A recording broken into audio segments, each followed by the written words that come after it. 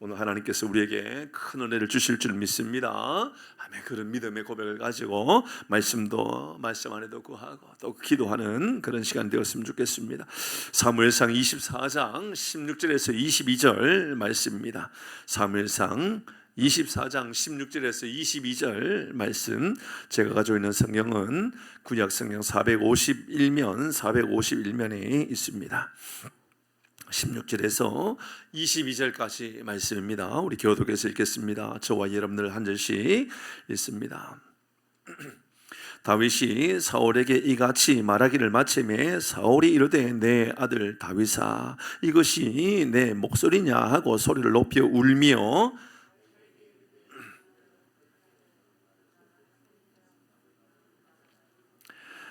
네가 나 선대한 것을 오늘 나타냈나니 여호와께서 나를 내 손에 넘기셨으나 내가 나를 죽이지 아니하였도다.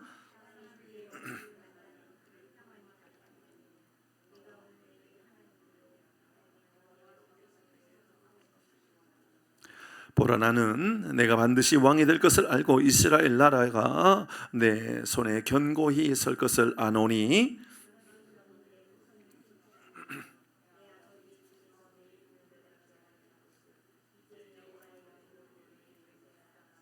22절 같이 하겠습니다. 다윗이 사울에게 맹세하매 사울은 집으로 돌아가고 다윗과 그의 사람들은 요새로 올라가니라. 아멘. 선으로 악을 이기라 라는 제목으로 함께 하나님 말씀 나누도록 하겠습니다. 최근에 이스라엘과 이란의 전쟁이 심각합니다. 그죠? 이렇게 저렇게 판단하는 여러 가지 모습들은 있습니다. 어떤 의미로 어떻게 해석하느냐에 따라서 이게 옳다 저게 옳다 그렇게 말할 수 있습니다. 사실 생각해 보면 이란의 입장에서 얼마나 억울하겠습니까? 억울하지 않을까요? 막 이스라엘이 막 무차별적인 공격을 해올 때 얼마나 막 당황스럽고 화가 나겠습니까? 사실을 생각해 보면 그 이란은 그냥 핵무기를 개발하고 있을 뿐이었는데 핵무기를 개발하는 것을 못마땅히 여기는 주변에 있는 아랍 나라나 이스라엘은 총대를 메고 그 핵무기를 만드는 것을 그냥 완전히 다 없애버려야 되겠다, 마무리 질 때까지 공격하겠다, 이런 마음을 가지는 거죠. 사실은 굉장히 이 모습을 보면서 당황하고 굉장히 좀 두려움이 생기는 사람들이 있다면 저 북한이 아닌가 그런 생각이 듭니다. 어떤 사람들은 그래요. 지금 제가 누가 옳고 그름에 대한 말씀 드리는 게 아니라고 말씀드렸습니다. 이스라엘과 한국, 이란과 북한의 여러 가지 상황들을 이제 비교해서 이야기하는 사람들이 있습니다. 여러분, 이란하고 북한하고 비교하면 누가 강할까요? 이란이 훨씬 강하겠죠. 그렇죠? 국력이든 경제력이든 뭘 봐도 이란이 훨씬 강할 겁니다. 북한은 3천만 명이 안 돼요. 2천 몇백만 이렇게 될 거예요. 그 사람들 가운데 아주 건강하고 체력 좋고 이런 사람이 많을까요? 가난한 사람이 많을까요? 이란은 8천만 명이 넘어요. 8천만 명이 넘어요. 저들은 가난한 사람 많을까요? 부자가 많을까요? 부자가 많아요. 기름이 많은 나라잖아요. 그죠?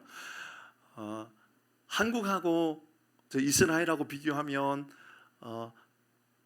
군사력을 볼 때 한국하고 이스라엘하고 비교하면 어느 나라가 강할 것 같아요? 한국이 훨씬 강합니다. 훨씬 강한 무기를 가지고 있어 우리나라가. 그러니까 만약에 우리나라하고 북한하고 전쟁이 일어나면 이제 이걸 비교하는 거예요. 어떤 사람들이. 그래서 제일 쫄고 있는 사람들이 북한이 아닐까 지금 상황에. 왜냐하면 북한도 계속해서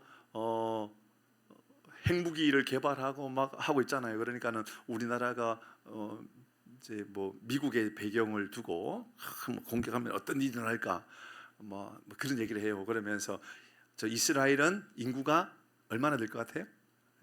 이스라엘의 인구는 1,000만 명이에요. 이란의 인구는 8천만 명, 8대 1 정도 돼요. 그런데 공격 수준은 이스라엘의 월등히 강하죠. 이란에 비해서. 그렇죠. 땅 크기는 거의 뭐 한 30배 이상 되죠. 한 3, 40배 이상 됩니다. 이스라엘은 조그만한 나라고 우리나라에 비하면 저 강원도하고 뭐 경상도 합치는 정도 크기가 될까요? 뭐 하여튼 그 정도밖에 안 되는 나라고, 저희 이란은 우리나라에 비해서도 뭐 한 20배 이상 큰 엄청난 큰 나라인데도 무차별적으로 그냥 막 공격하잖아요. 저는 그런 생각을 해보게 되었어요. 다시 말씀드리지만 혹시나 영상으로 예배드리는 사람도 있을 수 있기 때문에 혹시나 오해가 되지 않기 위하여 여러분에게 말씀드립니다.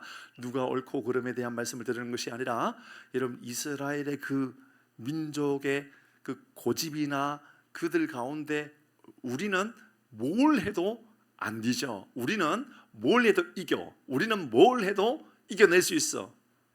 그 이면에는 오늘 본문과 같은 이 다윗의 조상, 우리는 다윗의 민족의 조상이다, 이런 마음이 있단 말이에요. 그러니까는 우리는 전 세계의 중심이 있는 나라야, 이런 마음이 있어요. 그래서 전쟁에 대해서 두려워하는 것이 아니라, 전쟁 그까짓 건 뭐 우리가 공격하면 세상에 그 무엇도 다 이겨낼 수 있어, 이런 마음이 있어요. 사실은 오늘 본문에 우리가 이제 이 다윗의 모습을 보면 꼭 그런 모습이 아니었을까. 이전의 모습들, 우리가 계속해서 오랜 시간 동안 이 다윗의 모습들을 계속 묵상해 오고 있거든요. 지금 거의 뭐 몇 달 동안 뭐 다윗의 모습들과 이 사울의 모습을 비교하고 어떤 모습이 나타나면 계속 보고 있단 말입니다. 다윗과 사울이 엔게디 동굴에서 만났어요. 엔게디 동굴에 다윗이 그의 신하라고 말하기도 그래요. 다 그러니까 뭐 핍박받는 사람들, 뭐 빚진 사람들, 또 뭐 세상에 소외된 사람들, 가난한 사람들, 어려운 힘든 사람들, 뭐 그런 사람들, 다 약한 사람들이 함께 모여가지고 엔게디 동굴에 처음에는 400명이었다가 한 600명까지 모여 있단 말입니다. 그런데 지금 그 사울은 특수부대 요원 3,000명을 모아가지고 사울이 지금 다윗을 공격하고 있단 말입니다. 찾아낸 거예요. 찾아내려고 애를 쓰고 있는 거예요.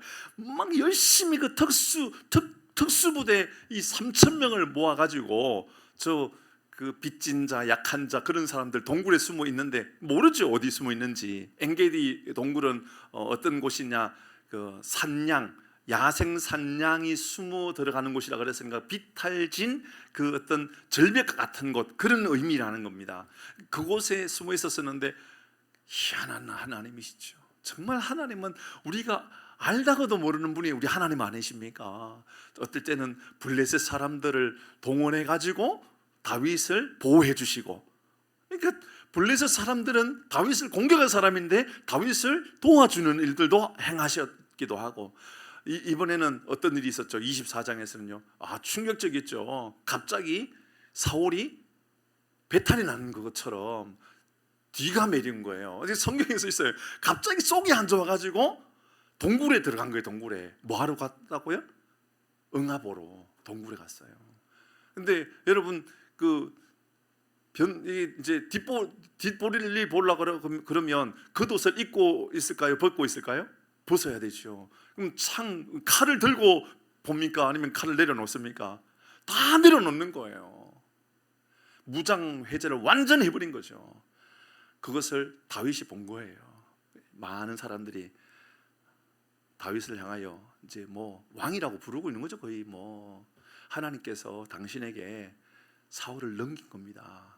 죽이시면 되겠습니다. 저 3,000명 가운데 하필이면 이때 하나님께서 저 배탈 나게 해가지고 동굴 안에 밀어넣은 거 아닙니까? 하나님께서 동굴 안에서 죽이라고 보낸 것 아닙니까?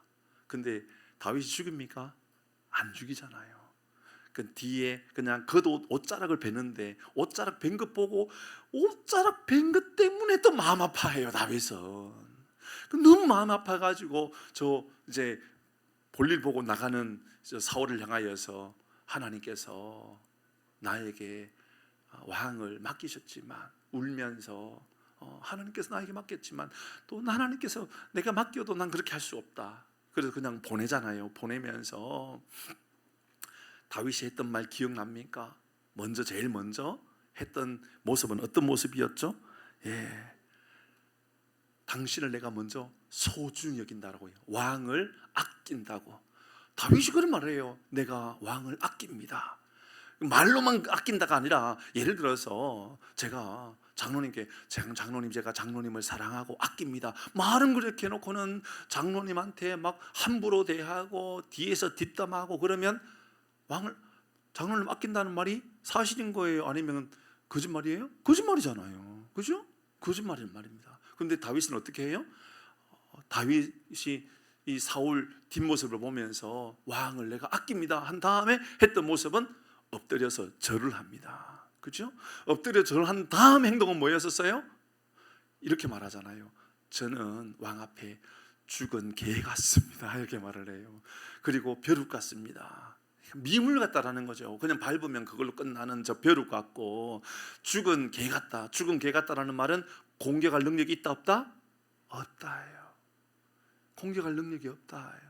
이빨을 드러내지 못할, 여러분 그럴 능력이 없다예요. 근데 그럴 능력이 하나님께서 다 주셨지만 그렇게 하지 않는다, 그 말이죠. 그렇게 말하면서 다윗이 했던 말은 사울을 향하여 나의 아버지라고 부르잖아요. 내 아버지요, 내 아버지요. 나를 그렇게 죽이려고 그러는데도 얼마나 겸손한 말을 많이 하는지 계속해서 그런 말을 했어요. 내가 당신을 아낍니다. 왕을 아낍니다.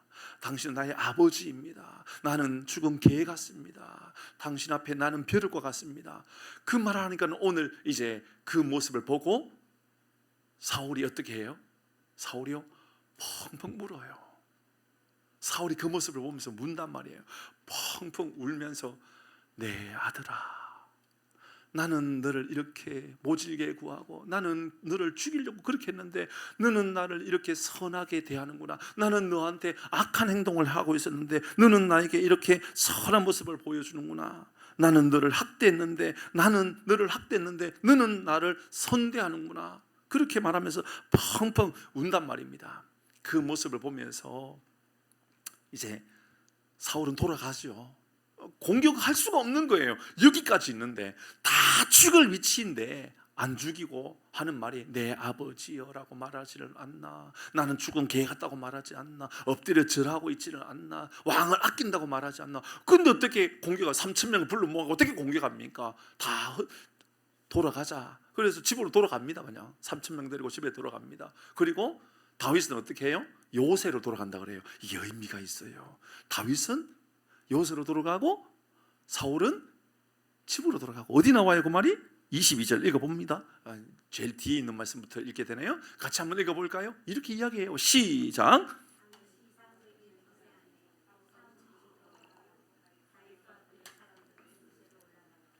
이따가 이 말씀 좀 묵상하도록 하십시오. 이렇게 이제 마무리 짓는 거죠. 그런데 이렇게 말할 때에 이제 사울은 미안한 마음, 그리고 또 죄악된 모습, 또 이런 마음 때문에 이제 이 다윗한테 말을 해요. 이렇게 말을 해요. 하나님께서 나의 이 왕권을 너에게 넘겼구나. 내가 내 왕권을 너에게 넘겼다는 것을 내가 인정한다. 근데 너한테 부탁을 하나 하마라고 말하면서 이제 하는 부탁이 뭐냐면, 내 후손들, 내 아들, 내 자녀들을 해하지 않고 네가 지켜줬으면 좋겠다. 그렇게 부탁을 해요. 그 부탁을 할 때 또 다윗은 맹세를 합니다. 하나님 앞에 맹세하면서 절대로 그런 일이 없을 거라고 그렇게 말하고 이제 흩어진다, 그 이야기입니다. 여러분 오늘 본문의 말씀을 통하여 오늘 이 밤에 우리에게 주는 교훈들, 그리고 기도 제목으로 삼을 수 있는 것들 몇 가지 한번 생각해 볼까요? 첫 번째, 여러분 우리가 이 본문의 말씀을 통하여서는 늘 익숙하고 늘 반복되는 이야기지만, 그렇지만 오늘도 여전히 우리는 이 말씀을 통하여 우리 마음에 새겨야 될 가장 소중한 것은요, 선으로 악을 이겨야 된다는 거죠. 악으로 악을 이기면 안 된다는 거죠. 악한 일이 생겼을 때, 악한 공격이 있을 때에 우리도 똑같은 방법으로, 악한 방법으로 이길 수 있는 것이 아니라는 겁니다. 우리에게 요구하는 것은 선으로 악을 이기라고 하는 것. 17절 읽어볼까요? 오늘 본문이 17절입니다. 시작.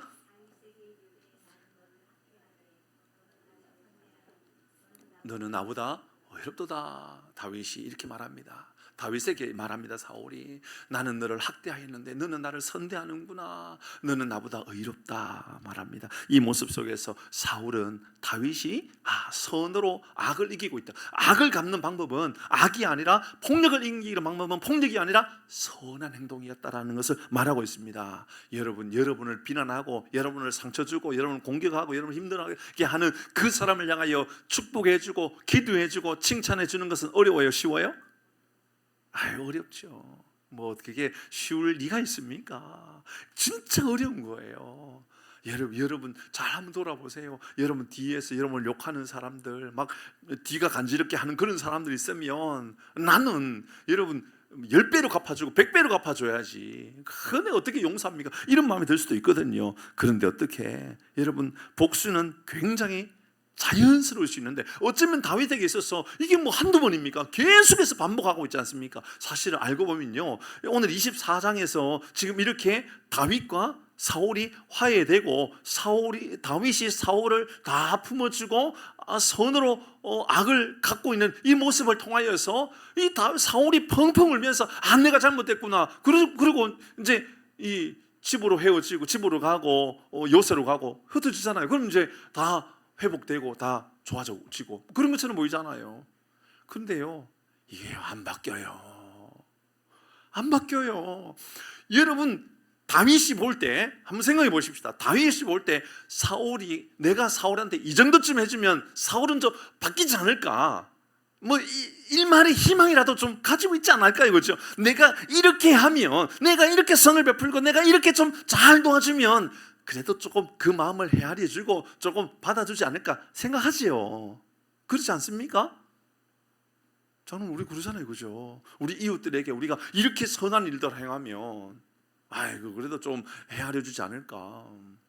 좀 말씀드렸던 것처럼 여기에 우리가 처음에 1년 전에 우리가 냉장고 설치할 때 우리 마음 안에는 냉장고 설치했으니까 벌써 1년 됐네요. 냉장고 설치할 때 사람들이 얼마나 좋아할까, 아니나 다를까 정말 좋아했어요. 그것 때문에 지금 교회 나온 사람도 있어요. 실제로 우리 교회에.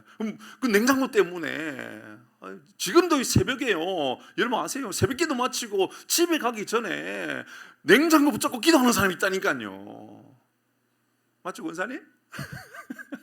저는 있어요. 알고 있단 말이에요. 냉장고 붙잡고 기도해요. 분명히 얼마나 선한 마음이겠어요. 1년 전에요, 진짜 막 너무 좋아요. 지금 돌아봐요. 우리 마음은 변할 필요 없어요. 지금 봐요. 그럼 사람들이 고마운 마음이 많을까요? 당연히 있는 곳에 있다라는 마음이 클까요? 꼭 후차에 가까운 것 같아요. 그러니까 뭐냐면 교회는 이렇게 나눠주는 건 당연한 거예요. 아마 어쩌면 나중에 세월이 지나고 나면 저거 철거해버리고 없애버리면 아니 말이야, 냉장고를 왜 없애버리고 그래, 막 이런 말을, 안 좋은 말을 할지도 몰라요. 여러분 뭘 보면 아느냐면 작년까지만 해도 없었던, 올 초만 해도 안 보였는 것들이 자꾸 보이는 게 있어요. 뭐냐 하면 물을 마시고 쓰레기를 냉장고 주변에도 막 버려요. 너무 속상해요. 물 마시고 들고 가면 좋겠고, 아니면 쓰레기통이라도 갖다 버리면 되는데 왜 그것을 화단에다가 버리기도 하고 냉장고 탐에다가 버리기도 하고 벤치 밑에다가 던져놓기도 하고 스티커 띠 가지고 막 던져놓기도 하고, 이 스티커는 하루에 한두 장은 내가 보는 것 같은데요. 이런 일이 생겨요. 그렇게 던지고 버리는 사람들 마음 안에는 고마운 마음이 별로 없을 수도 있어요. 실제로 없을 수도 있어요. 저는 이 다윗을 보면서, 사울을 보면서 그런 생각이 들었어요. 다윗 마음 안에는 이 정도쯤 되면 그래도 사울이 울었잖아요. 사울이 그러면서 내 아들아까지도 말했잖아요. 그러니까 좀 돌이키고 회개하고 뭐 그렇게 선 것처럼 보이잖아요. 근데요, 이게 얼마 못 가요. 또 이제 다음 주 말고 그 다음 주 26장, 한 주에 한 장 정도 우리가 묵상하고 있으니까요, 26장쯤 되면요 또 사울이요 다윗 죽이려고 난립니다. 또 죽여요. 또 죽이려고 막 목숨을 걸고 있어요. 어쩌면 사울은 죽음에 이르기 전까지 다윗을 죽이려 몸부림치고 칠는지도 몰라요. 저는 뭘 말씀드리려고 그러냐면, 여러분 선으로 악을 이기려고 몸부림치는데 목사님 근데요 사람들이 제가 아무리 선을 베풀어 가지고 악을 이기려고 몸부림쳐도요 그 사람들은 여전히 안 바뀌어요. 예, 안 바뀔 겁니다. 안 바뀌니까 여전히 우리도 똑같이 악으로 대항하면서 악으로 싸워도 되느냐? 그러면 안 된다라는 거죠. 사랑하는 교회 여러분, 아무리 안 바뀌어도 선으로 악을 이김으로 말미암아 내 안에 예수님의 성품이 내 안에 들어옴으로 말미암아 저 사람은 안 바뀌어도 여러분은 바뀌는 줄 믿으시길 바랍니다. 왜 아멘 하세요 좀. 여러분 다른 사람 안 바뀌어도 여러분 바뀌면 감사하는 일이잖아요. 맞죠? 아멘이죠. 저는 그랬으면 좋겠어요. 우리 교우들이 저 물병을 던져놓거나 막 쓰레기를 스티커를 띄가지고 막 던져놓거나 그럴 때에 아니 사람들이 말이야 어떻게 이럴 수가 있어? 왜 여기다가 물병을 버리고 누구냐 도대체? 혹시나 옆집인가? 앞집인가? 뒷집인가? 혹시나 애들인가? 라는 의심하지 마시고 그럴 때마다 여러분의 마음이 예수님을 더 닮아가기를 바랍니다. 아멘 했어요? 아마 이제 앞으로 저한테 와가지고 불평하는 사람이 있으면 제가 하나님께 기도할 겁니다. 하나님 바뀌어야 될 사람은 이분들이 바뀌어야 되는데 이분들이 안 바뀌고 있습니다라고 할 거예요. 사랑하는 교회 여러분, 저는 이 말씀을 보면서 하나님께서 그런 시간을 통하여서 선으로 악을 이기려고 몸부림치는 그런 시간들을 통하여 하나님께서 더 위대한 하나님의 나라의 백성을 삼고 더 위대한 다윗을 만들어 가는구나. 사랑하는 교회 여러분, 선으로 악을 갚고자 몸부림치면 결국은 다른 사람보다 여러분이 예수님을 닮아가게 되는 줄 믿으시길 바랍니다. 그게 진짜 중요한 고백이죠. 저는 이 말씀을 묵상하면서 이런 생각이 들었습니다. 악을 이기는 방법이 선인데 이 모습 속에서 복수하는 것, 이게 매우 자연스러운 모습임에도 불구하고 우리에게 주는 교훈은 어떤 것인가 생각해 보니 다윗이 행하는 선의 모습은 착한 마음의 배경이 아니라 믿음의 배경인 겁니다. 그러니까 우리도 마찬가지예요. 우리가 선을 행하고 우리가 이웃을 돕고 우리가 더 좋은 일을 하는 것의 배경은 여러분의 성품이 되면 안 되는 거죠. 여러분의 상황이 되면 안 되는 거고요. 우리의 믿음이 배경이 돼야 되는 거예요. 우리 믿음 때문에 선을 행할 수 있고 우리의 믿음 때문에 여러분 우리를 공격하는 이들을 위하여 기도할 수 있는 여러분 되기를 바랍니다. 아멘. 12절 읽어봅니다. 12절입니다. 지난주에 한 주간 동안 읽었던 말씀의 12절 말씀입니다. 앞부분에 있는 말씀입니다. 12절 시작.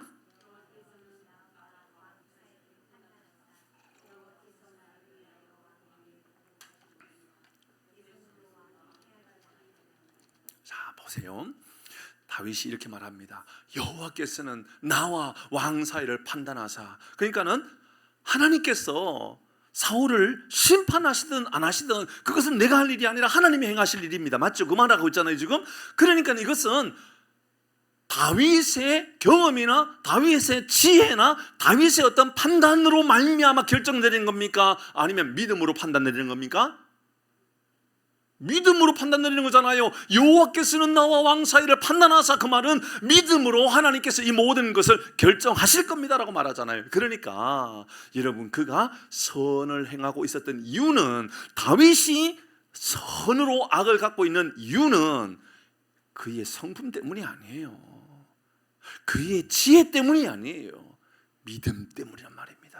우리가 더 이웃을 잘 섬길 수 있는 것은 여러분 우리의 경험이나 우리의 어떤 성품 때문이 아니라 우리의 믿음 때문에, 우리의 믿음이 성숙해지면 성숙해질수록 훨씬 더 선한 일들을 잘 감당하는 복이 우리 가운데 임하기를 바랍니다. 15절 계속해서 이렇게 말합니다. 그런즉 여호와께서 재판장이 되어 나와 왕 사이에 심판하사, 이런 계속해서 그렇게 말한 거예요. 여러분 이 24장에서 반복해서 말했던 것은 여호와께서 심판자가 되어주시고 여호와께서 판단해 주시고 여호와께서 재판장이 되어주시고 계속해서 그렇게 말했단 말입니다. 그러니까 다윗이 감정적으로 본다면, 다윗이 경험으로 본다면 저 사울은 안 바뀌어. 사울은 아무리 세월이 지나도 바뀔 사람이 아니야. 내가 그냥 다른 신하들과 함께 죽여버리면 그만이지 뭐, 하나님께서 내 손에 넘겨주셨다 그랬는데 죽여버리면 되지 뭐. 그렇게 경험이나 상황으로 본다면 판단해 버릴 수 있단 말입니다. 근데 그렇게 상황으로 판단하는 것이 아니라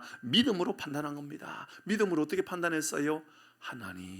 하나님께서 재판장이 되어 주십시오. 하나님께서 심판자가 되어 주십시오. 사랑하는 교회 여러분, 선한 일들을 행할 때에는 여러분의 감정이 움직이는 것이 아니라 믿음이 내 안에서 역사하는, 오늘 이 밤에 우리가 기도하러 모였으니까 오늘 이 밤에 우리의 믿음을 고백하러 말한다면 성령의 역사가 여러분의 감정을 다스릴 수 있는 능력이 임하기를 바랍니다.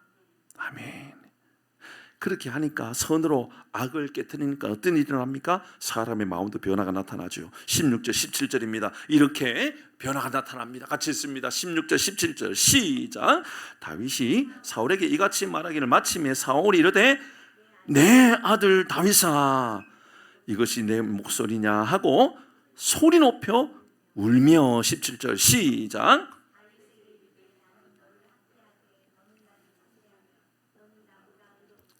다시 말씀드리지만 여러분, 악으로 악을 갚으면 결국 남는 것은 갈등만 남을 겁니다. 그런데 선으로 악을 갚아가니 여러분, 갈등이 남는 것이 아니라 갈등의 고리가 풀려지게 되는 거죠. 해결되어지기 시작합니다. 저는 이것이 하나님 나라의 질서라고 믿습니다. 저는 우리 교회의 질서가 이렇게 되어야 된다고 생각합니다. 여러분, 마음에 안 든다고 감정적으로 말하고 마음에 안 든다고 감정적으로 행동하지 마시고, 마음에 안 들어도 믿음으로 행동하고 믿음으로 말하고 믿음으로 여러분 하나님께 기도하는 삶을 살아가는 우리 모두가 되기를 바랍니다. 그게 바로 하나님 나라의 교회예요. 그게 바로 하나님께서 기뻐하시는 교회의 모습이 아닌가 저는 생각하게 되었습니다.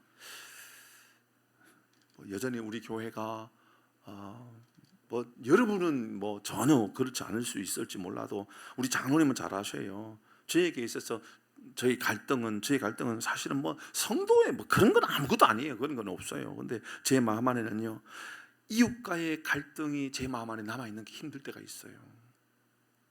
이게 믿음으로 목사가 뭘 판단하고 기도하고, 그렇지요. 그런데요, 공격해 올 때마다 참 웃고만 넘어가기가 너무 어려울 때가 있는 거예요. 그러니까 제가 장로님께 어제 뵀죠? 제가 장로님께 어제 실수를 했어요. 장로님은 몰라요, 제가 뭔 실수했는지. 모르죠? 제가 장로님께 실수한 게 아니니까. 근데 제가 그랬어요. 누군가가 지나가는 모습 보고, 장로님 빨리 가세요. 또 찾아와가지고 또 이런 말 저런 말, 장로님 저도 듣기가 더 싫고 만나는 거 별로 유쾌하지 않는데 장로님 빨리 들어가세요. 제가 그랬어요, 장로님께. 제가 그렇게 장로님 보내드리고 나서 제 마음 안에, 그리고 나서 사실 제가 좀 바빴었어요. 그때 세무사 가야 될 일이 있기 때문에 교회에 어떤 행정 처리를 위해서 세무사를 가야 돼요. 그래 가는 거야 언제 가도 상관없죠. 근데 제 마음 안에 장로님, 그 마음은 장로님보다도 제가 불편하다라는 거죠. 제 마음이 불편하다라는 거죠. 그래서 제 마음에 이제 말씀을 준비하고, 이제 어제 말씀을 준비하면서도 제 마음 안에 그런 마음이 드는 거예요. 하나님, 이런 마음이 들 때에 하나님, 제가 선으로 악을 이기는 방법이 뭡니까? 선으로 악을 이기는 방법이 뭡니까? 이게 제가 분명하게 이름을 거론하지 않으니까요, 그냥 두리뭉실하게 그냥 이야기하는 거예요. 장로님, 우리가 볼 때는, 제가 볼 때나 장로님 볼 때는 우리가 최선을 다해서 선한 일들을 베풀려고 애를 쓰죠. 맞죠, 그렇죠? 정말 제가 볼 때도 그래요. 근데요, 이 동네 사람이나 주변에 있는 제가 만나는 사람들의 99%가 아니라 100%의 사람들이 다 욕을 한단 말입니다. 누구를 만나도 다 욕을 해요, 그 사람을 향해서. 근데 우리는 그럼에도 불구하고 뒷담화할 때 있죠. 저는 장로님에게 장로님 어떻게 저 사람 저럴 수가 있냐고 막 얘기를 한단 말이에요. 욕을 한다고요. 그러면서도 오늘 본문의 말씀을 대하는데 제 마음 안에요, 하나님, 저에게 이게 참 스트레스네요. 왜냐하면 제가 장로님에게 장로님은 그렇지 않았을 거예요, 분명히. 그렇게 그런 분위기는 아니었지만, 그렇지만 제 마음 안에는 장로님에게 제가 장로님에게 상처를 드렸구나, 이런 생각이 든 거예요. 목사로서. 지나친 생각이죠. 저도 그렇게 생각을 해요. 그렇지만 제 마음에 볼 때는 왜 그런가? 제가 그래, 우리가 뭘 행사하면 뭐 떡도 갖다 주고 빵도 갖다 주고 뭐도 갖다 주고 뭐도 다 하는데 왜 사람이 안 변할까? 사울이 바뀌었어요? 안 바뀌었어요? 안 바뀌었어요. 이런 일들을 통하여 누가 바뀌기를 원하신다고요? 우리가 바뀌기를 원하는 거예요. 장로님 바뀌고 제가 바뀌기를 원하신다는 거예요. 너무너무 속이 상하지만 우리가 바뀌기를 원하시는가 봐요. 그래서 제가 이제 이런 결단이 제 마음 안에 들었어요. 하나님, 먼저 우리가 행하고 있는 잘못된 것들은 우리가 먼저 고쳐야 되겠습니다. 제 마음 안에 이런 마음이 드는 거예요. 그래서 하나님, 목양실 3분의 1을 잘라내야 됩니까? 반을 잘라내야 됩니까? 예, 잘라내겠습니다. 그까짓 건 뭐 그게 그런 관계에 불편함을 주는 거라면 잘라내겠습니다. 뭐 아직 건 뭐 남자 화장실 한 50cm 잘라내야 된다면 그것도 잘라내겠습니다. 그까짓 건 뭐 그거 잘라내는 게 어렵습니까? 그런 생각이 든 거예요. 제일 먼저 뭘 해결해야 되는 거죠? 우리가 잘못하고 있는 것을 우리가 해결해야 되는 거죠. 그리고 오늘 본문의 말씀을 이제 마음이 깊이 새기는 거예요. 어떻게 더 선해질 수 있을까? 어떻게 우리가 조금 더 선한 마음을 가질 수 있을까? 사랑하는 교회 여러분, 이런 모든 시간을 통하여 우리의 마음이 변화되어지고 우리의 삶이 하나님 나라의 질서가 세워지는 은혜가 있기를 주의 이름으로 축복합니다. 아멘. 로마서 12장 21절 같이 있습니다. 시작. 외우도록 하십시다. 한 번 더 합니다. 시작.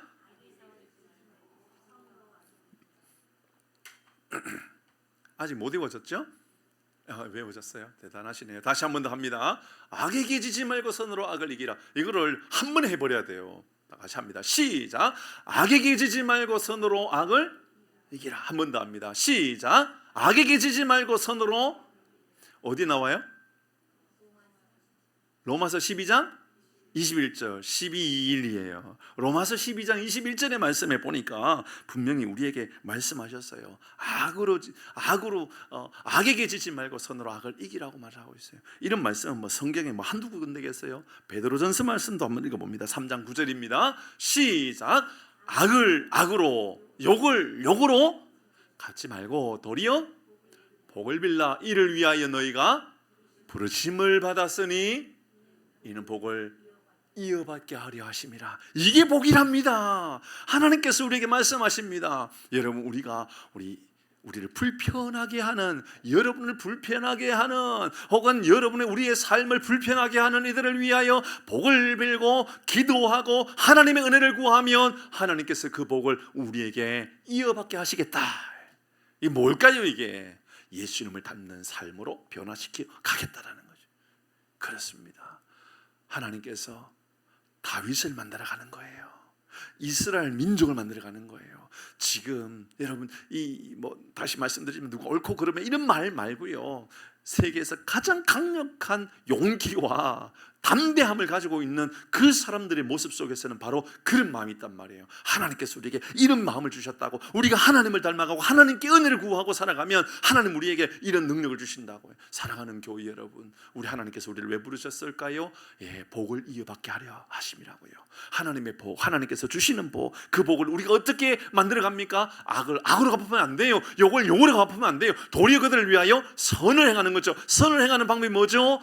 복을 비는 겁니다. 오늘 이 밤에 기도할 때에 여러분, 우리 두 손 높이 들고 이따가 기도할 때 그렇게 기도하십시다. 하나님, 그들을 위하여 우리가 복을 빌겠습니다. 우리를 핍박하고 우리를 힘들게 하는 이들을 복을 빌겠습니다. 그런 마음을 가지는 거죠. 한 가지 더 볼까요? 저는 이 말씀을 묵상하면서 우리가 평화의 도구가 되어야 되겠구나라는 생각을 해보게 되었습니다. 두 번째입니다. 여러분, 우리는요, 교회나 성도는 평화, 화목을 위한 도구, 평화의 도구가 되는 것이 얼마나 중요한지 모릅니다. 분명히 다윗은 복수의 기회가 생겼습니다. 아니, 이런 복수할 수 있는 것 당연한 일이었습니다. 그러나 용서를 선택합니다. 복수를 선택한 것이 아니라 용서를 선택한 것이지요. 평화의 도구가 된 것입니다. 다윗은 하나님이 왕으로 세우시겠다고 했습니다. 그러나 다윗이 왕이 되려고 사울을 죽여버리지 않았다는 거예요. 여러분, 하나님께서 사무엘을 통하여 다윗을 왕으로 세우겠다 했습니다. 그죠? 했어요. 그죠? 그러니까 여러분, 하나님께서 분명히 나에게 왕으로 세우셨다 그러시니까는 그것을 이루기 위하여 내가 해야 될 열심이라고, 나는 내가 해야 될 열심이라고 생각하고 열심히 행하면 된다라고 생각할 수 있어요. 예를 든다면 우리도 마찬가지라고요. 하나님께서 우리에게 어떤 위대한 일들, 하나님께서 어떤 위대한 일들을 만드시겠다 그런다면 우리가 몸부림쳐야만 그 일들이 이루어지는 것보다도 더 위대한 것, 하나님께서 위대한 역사들을 만들어 가시는 것을 볼 수 있는 은혜가 있기를 바랍니다. 평화의 도구가 되는 거예요. 만약에 해보십시다. 생각해 보십시다. 다윗이 이제 사무엘을 통하여서 왕이 된다라는 것을 알고 기름을 부음 받았어요. 맞죠? 그죠? 기름 부음을 받았어요. 그러면 이제 왕이 세워지는 거잖아요. 왕이 세워져요. 그러면 왕이 세워지는 것은 두 가지 모습으로 왕이 세워질 수 있어요. 뭐냐면 하나는 자연스럽게 사울이 죽어가지고 왕이 되는 거예요. 맞죠? 또 하나는 내가 사울을 죽여버려 가지고 왕이 되는 거예요. 그러니까 내가 사울이 알아서 죽고 왕이 되든지 아니면 내가 죽이고 왕이 되는지. 여러분, 두 가지 다 문제가 될 것은 아니에요. 맞죠? 그죠? 둘 다 문제는 아니에요. 그런데요, 다윗은 사울을 죽이는 것을 선택하지 않아요. 복수하는 것을 선택하지 않아요. 그렇죠? 그렇다고 왕이 되는 것이 거절됩니까? 그렇다고 왕이 되는 것이 무산됩니까? 아니라니까요. 하나님께서 그럼에도 불구하고 다윗을 왕으로 세워가는 것이죠. 만약에 다윗이 사울을 죽이고 왕 되었다 해서 그게 문제될 거 하나도 없단 말입니다. 그러나 다윗은 복수를 선택하는 것이 아니라, 심판을 선택하는 것이 아니라 평화를 선택한 겁니다. 하나님의 방법으로 이 문제를 해결해 가는 길을 원했던 것이지요. 19절 읽겠습니다. 19절 20절 같이 읽겠습니다. 19절과 20절입니다. 시작. 사람이 그의 원수를 만나면 그를 평안히 가게 하겠느냐? 내가 오늘 내게 행한 일을 말미암아 여호와께서 내게 선으로 갚으시기를 원하노라. 사울은 알았어요. 원수를 갚는 것 당연한 일이고 나를 죽이는 건 당연한 일이라는 걸 알고 있었단 말이에요. 그런데 평화의 도구가 되면 안 죽였단 말입니다. 20절입니다. 시작. 보라, 나는 내가 반드시 왕이 될 것을 알고 이스라엘 나라가 내 손에 견고해 설 것을. 아멘. 그런데 이것으로 끝나지 않아요. 21절 22절에도 말씀해 보면요, 그런즉 너는 내 후손을 끊지 아니하며 내 아버지 집에서 내 이름을 멸하지 아니할 것을 이제 여호와의 이름으로 내게 맹세하라. 이렇게 여러분 과도한 부탁까지 이제 사울이 요구합니다. 그러면서 22절 같이 합니다. 시작.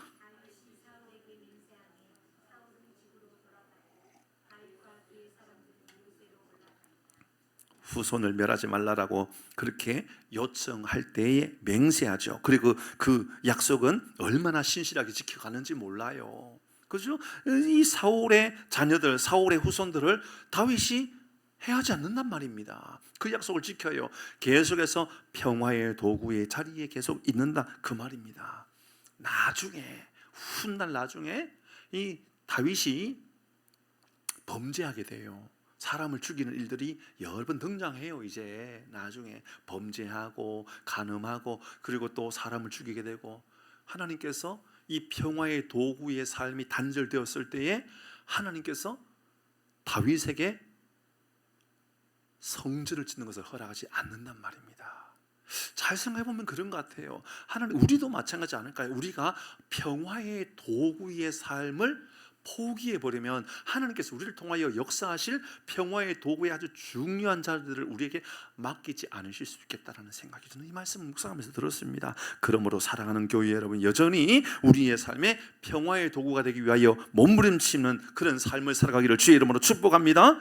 이러면 우리가 전에도 계속해서 묵상했던 것처럼 마태복음 5장 9절에 화평케 하는 자가 복이 있다. 화평케 하는 자가 복이 있다. 어떤 복입니까? 하나님의 아들이라고 일컬음을 받는다. 여러분, 하나님의 아들은 누굽니까? 어떤 사람의 아들은 하나님의 아들입니까? 예, 평화의 도구가 되는 사람, 평화를 위하여 살아가는 사람, 그게 바로 하나님의 아들이라는 거예요. 그런데 저는요, 오늘날 정치의 현장, 그건 정치인들이 해야 될 일이니까 그냥 내버려 두고 그것에 대해서 이렇게 평가하고 저렇게 평가하는 많은 목사들을 볼 때마다 제 마음 안에 너무너무 속이 상해요. 여러분 그것을 보면서 울면서 기도하는 그런 사람을 보면서 그래 우리에게 필요한 것은 바로 저런 모습인데요. 여러분 근데 어떤 목사들은 막 이런 비난하고 저런 비난하면서 막 이런 분쟁을 막 일으키려고 막 몸부림치는 사람을 봐요. 다시 말씀드립니다. 화평케 하는 자는 복이 있나니 그들이 하나님의 아들이라 라고 하는 일컬음을 받게 될 것이다. 사랑하는 교회 여러분, 우리가 하나님의 아들이라고 그렇게 고백하고 살아간다면 꼭 지켜야 될 것이 무엇인지 기억하게 됩니다. 고린도후서 5장 18절입니다. 얼마나 중요한지 몰라요. 여러분 말씀을 마음에 잘 새기셔야 됩니다. 모든 것이 하나님께로부터 났다. 그가 그리스도로 말미암아 우리를 자기와 그리스도, 그러니까 예수님께서 우리를 자기와 화목하게 하시고, 자, 예수님으로 말미암아 우리가 하나님과 화목하게 되었다. 맞죠? 예수님으로 말미암아 우리가 하나님과 화목하게 되었다. 그 다음입니다. 우리에게 화목하게 하는 직분을 주셨다. 그러니까요, 이 말씀이 뭡니까? 하나님께서 예수님을 보내심으로 말미암아 우리와 화목하게 되었다. 하나님과의 관계가 화목하게 되었다. 여러분 이 말씀을 묵상하면서 마음에 새게 된 아주 중요한 한 말씀이 단어가 있어요. 뭐냐면 여러분 이 문장이요, 다시 한번 잘 생각해 보면 바울이 왜 이렇게 썼을까라고 하는 생각이 드는 게 있어요. 예수님께서 우리를 위하여 십자가에 돌아가셨어요. 맞죠? 그죠? 돌아가셨어요. 우리는 이것을 대속했다 그래요. 그죠? 대속 제물이 된 거잖아요. 우리를 대신해서 죽으셨으니까 대속 제물이잖아요. 그죠? 속죄 제물이 되신 거잖아요. 그런데 속죄 제물이 됐다라고 말하지 않고 대속 제물이 됐다라고 말하지 않고 화목하게 하셨다라고 이야기해요. 이 말이 어디 나오죠? 요한 1서의 말씀에 나오죠. 요한 1서 말씀에 보면 요한 1서 2장 2절 말씀, 2장 2절입니다. 이 말씀이 또 다른 데도 나오는데요. 말씀을 보면 이렇게 말합니다. 같이 읽어봅니다. 시작. 그는 우리 죄를 위한 화목제물이 되셨습니다. 화목제물, 화목하게 하는 제물이라는 말이잖아요. 그것은 하나님 앞에 우리의 관계를 화목하기 위한 제물이었다 그 말이잖아요. 근데 이게 엄밀하게 말한다면 화목제물이라는 말이 아니에요. 어떤 의미가 맞아요? 아까 말씀드렸던 것처럼 대속제물, 속죄제물이 맞단 말이에요. 그런데 바울은 여러분 속죄제물이라고 말하지 않고 대속제물이라고 말하지 않고 여러분 어린 양으로 십자가에 돌아가셨다고요. 그 돌아가신 것은 우리의 죄를 대신해서 죽으신 거잖아요. 그러니까 그냥 대속제물이라고요. 근데 대속제물이라고 말하지 않고 화목제물이라고 말하는 것은 화목하기 위함이었다라는 말이지요. 왜 이렇게 말했을까? 다시 고린도후서의 말씀에 그대로 고린도후서 5장의 말씀에 읽었던 18절의 말씀에 보니까 이 말씀이에요. 우리에게 화목하게 하는 직분을 주시기 위해서 우리도 누군가의 하나님과의 화목하기 위한 직분을 주셨기 때문이었다라고. 사랑하는 교회 여러분, 우리의 삶이 평화의 도구가 되기를 바랍니다. 화목의 도구가 되어야 돼요. 마지막 절만 읽고 마무리하고 기도하도록 하십시다. 22절입니다. 22절 시작.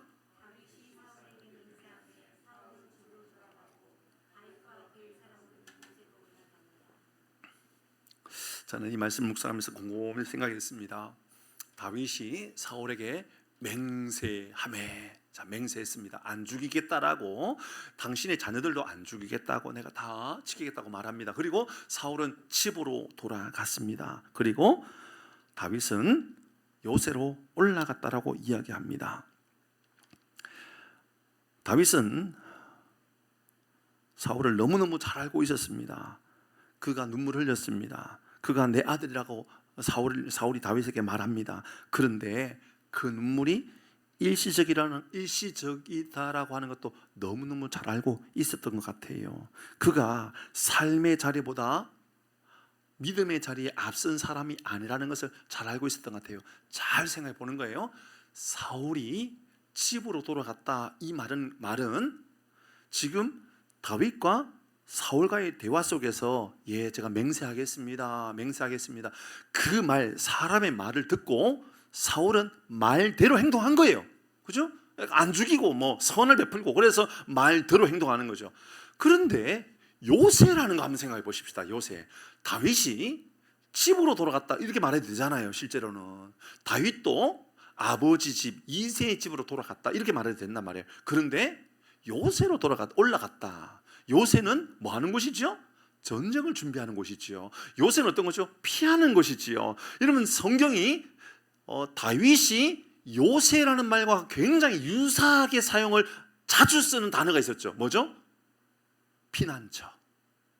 주는 나의 피난처가 되시고 주는 나의 요새가 되시고 이런 말을 자주 쓰죠. 그렇습니다. 이 말 속에서 담겨있는 아주 중요한 고백은 사울은 사람의 말로 행동하는 사람이었고, 맞죠? 그죠? 사람의 말의 행동을 듣고 사람의 말대로 행동하는 거예요. 사울은. 다윗은 사람의 말로 행동하는 거예요. 믿음으로 행동하는 거예요. 믿음으로 행동하는 거죠. 요새로 올라갔다라는 것은 믿음으로 그 자리를 지키고 있었다라는 것을 말하는 것이고, 그러니까는 저 사울은 저렇게 울면서 내 아들아 뭐 맹세해라 그렇게 실컷 말해도 또 변하여 또 상황에 따라서 또 마음에 급변하여 또 자기를 죽일 수 있는 사람이라는 걸 너무 잘 알고 있는 거예요. 그러니까 사울은 그냥 사람의 말에 행동대로 움직이는 사람, 그 말이죠. 다윗은 어떤 사람입니까? 다윗은 하나님의 말씀대로 움직이는, 믿음대로 행동하는 사람이죠. 저는 우리 모든 교우들이 경험대로 행동하고 지식대로 행동하고 지혜대로 행동하고 그렇게 살아가는 것이 아니라 믿음대로 요새를 향하여 올라가는, 예배의 자리로 올라가는, 기도의 자리로 올라가는, 비가 오는 날씨에 비를 맞으면서도 우산을 들고도 믿음의 자리로 올라가는, 기도의 자리로 올라가는 다윗이 요새를 향하여 올라갔던 것처럼 우리도 기도의 자리를, 예배의 자리를 기뻐하는 우리 모두가 되기를 주의 이름으로 축복합니다. 세 가지 나누었습니다. 꼭 기억하십시오. 하나님, 선으로 악을 이기게 해 주십시오. 그러나 선으로 악을 이기는 그 이면 안에는 감정이 아니라 믿음이 되게 해 주십시오. 두 번째는 평화의 도구가 되게 해 주십시오. 평화를 위하여 쓰임받는 삶을 살게 해주십시오. 세 번째는 사람의 말에 의하여 움직이는 것이 아니라 믿음으로 인하여 요새를 향하여 올라가는, 기도의 자리를 향하여 올라가는, 예배당을 향하여 올라가는 우리 모든 교우들 되고 이 나라의 교회가 되는 놀라운 복이 임하기를 주의 이름으로 축복합니다.